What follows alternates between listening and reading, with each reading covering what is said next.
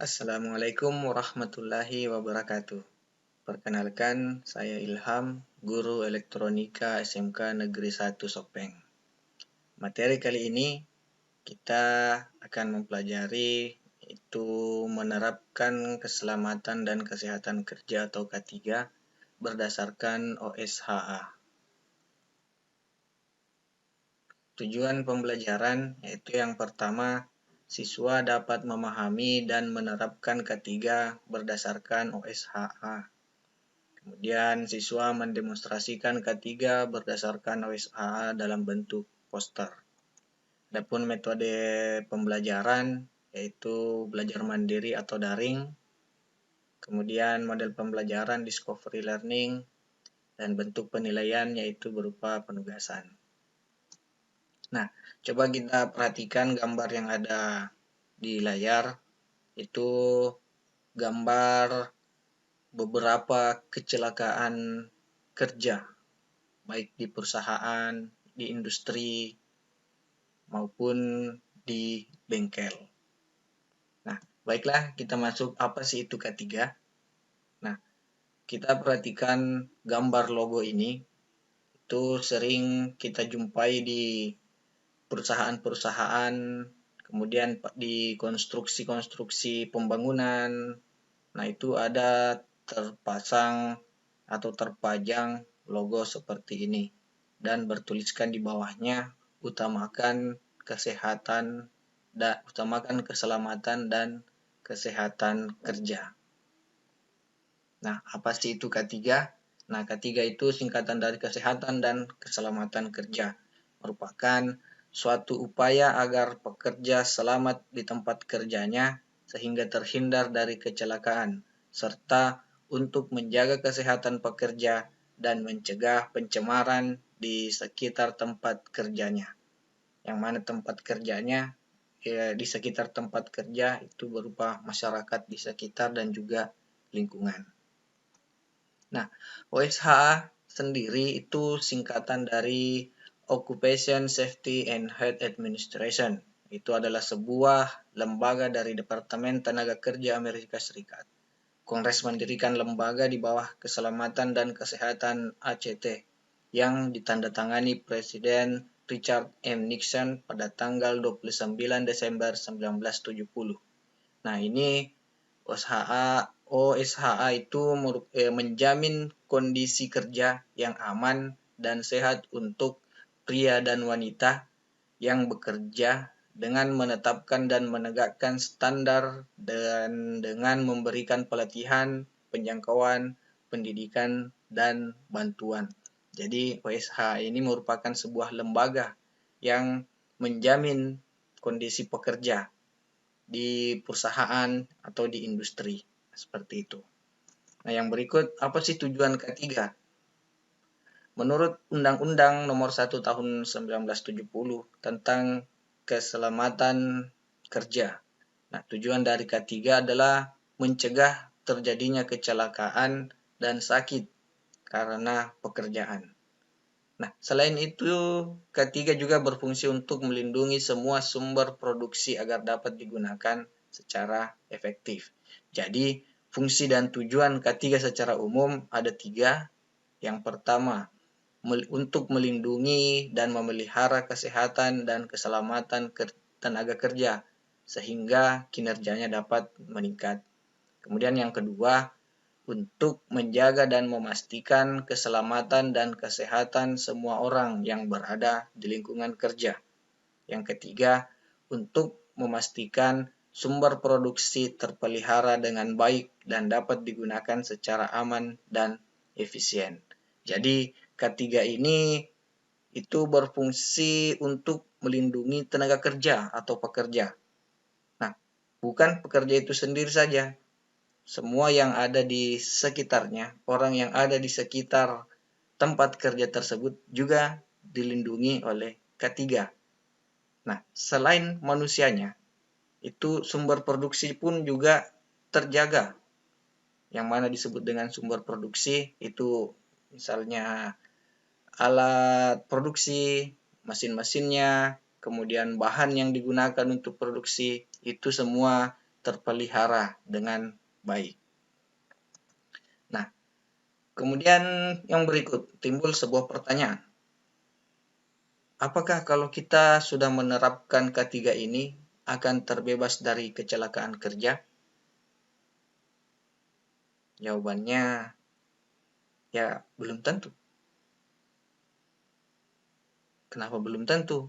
Nah, ada bisa saja pada saat kita bekerja itu sudah mematuhi K3, sudah mengikuti semua standar-standar keamanannya, tapi masih ada juga kecelakaan. Misalnya, saya contohkan seperti di sebuah konstruksi bangunan.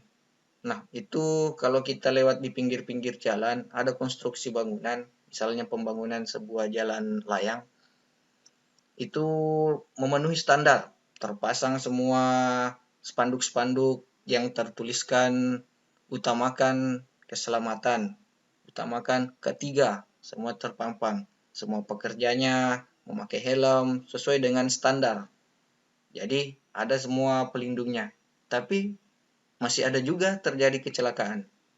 Masih sering juga kita dengarkan di berita kecelakaan kerja. Nah, bukan dari orangnya saja, ada juga misalnya kecelakaan mesinnya yang rusak. Nah, itu juga termasuk sebuah kecelakaan. Nah, terus faktor apa yang menyebabkan terjadinya kecelakaan kerja? Nah, di sini yang pertama, pribadi yang tidak siap kerja. Maksudnya tidak siap kerja. Nah, orang tersebut dalam kondisi yang tidak bersedia untuk bekerja. Nah, ada beberapa faktor yang menyebabkan dia tidak bersedia. Misalnya, dia sudah tahu besok pagi dia akan bekerja, tapi malamnya masih begadang sampai larut malam. Nah, pas paginya kondisi dia tidak siap untuk melakukan pekerjaan karena kelalaiannya sendiri. Kemudian yang kedua, itu suasana yang tidak kondusif dan nyaman. Nah, suasana pun bisa menyebabkan terjadinya kecelakaan kerja. Nah, suasana yang bagaimana sih? Bisa saja suasana di tempat kerjanya, misalnya ada di sebelah tempat kerja ada yang membakar sampah, asapnya mengganggu. Itu bisa menyebabkan terjadinya kecelakaan kerja. Nah, kemudian yang ketiga itu pekerja yang tidak kompeten. Yang mana yang disebut dengan pekerja yang tidak kompeten? Nah, dia dipekerjakan di suatu bidang, tapi bukan